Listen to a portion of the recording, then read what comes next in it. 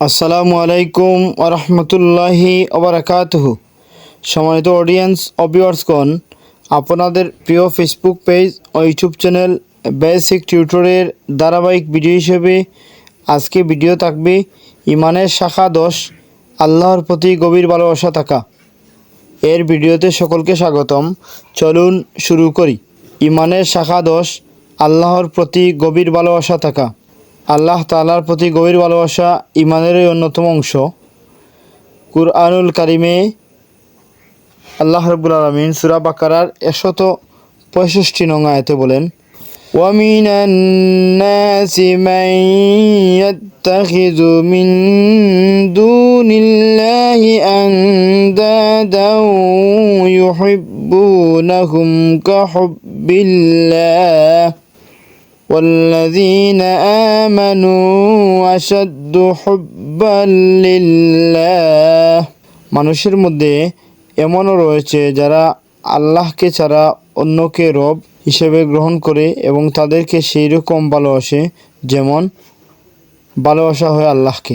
অথচ যারা ইমানদার তারা আল্লাহকেই সবচেয়ে বেশি ভালোবাসে। এখন আমরা জানব হাদিসের আলোকে আল্লাহর প্রতি গভীর ভালোবাসা থাকার বিবরণ।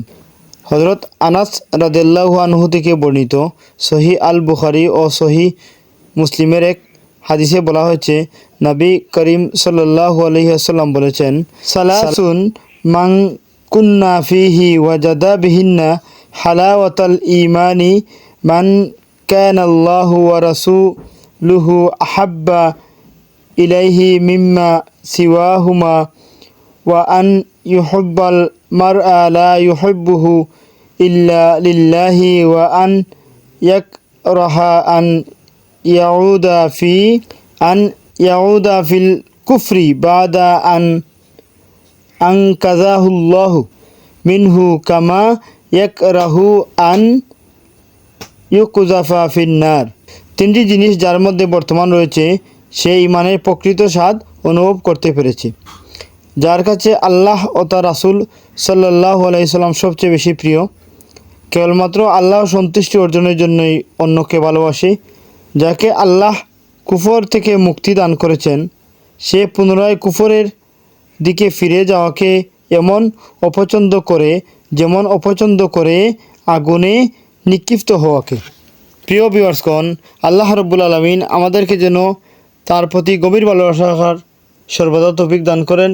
আমিন ইয়া রাব্বাল আলামিন। আসসালামু আলাইকুম ওয়া রাহমাতুল্লাহি ওয়া বারাকাতুহু।